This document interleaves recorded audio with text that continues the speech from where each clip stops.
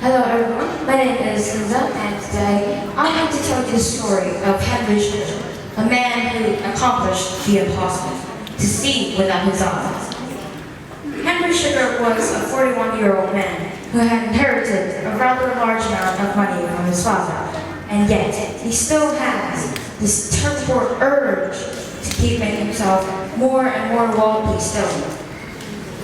There were many ways that he could have obtained more money, and yet he chose to gamble. Now, we do not know exactly how this man came across the key or the training it takes to be able to see without his eyes, but we do know that he was powered with the promise of more and more money and fortunes to come. And so he tried to obtain this ability in order to cheat all of his gambling games. And after 3 years of vigorous training, Henry managed to see without his eyes, but something curious about him changed. He was no longer the selfish and idle man that we knew before. He just simply didn't want any of the money that he won. He just found there was no suspense, there was no fun in obtaining money in such an easy way, so he just didn't want the chance anymore. Before I go on to tell you what happened to Henry, I have something to say. This entire story has been about a selfish and idle man who would never change, but yet he accomplished the impossible. How did he do it?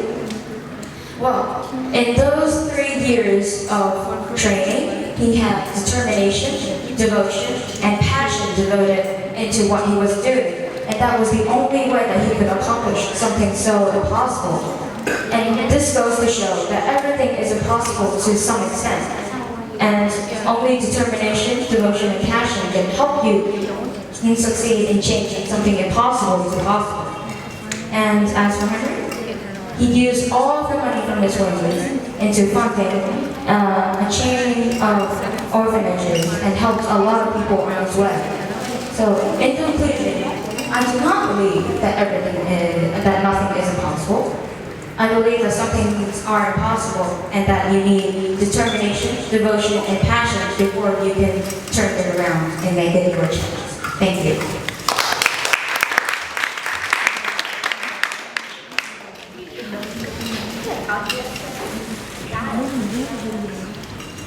Why did you choose Henry as the figure of your story? It's very interesting. It's a little strange. I chose Henry because he was basically unknown to everyone. When you hear his name, it wouldn't ring a bell.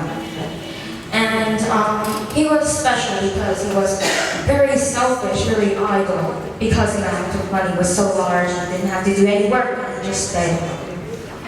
And it was very surprising to see how such a change could happen in one person.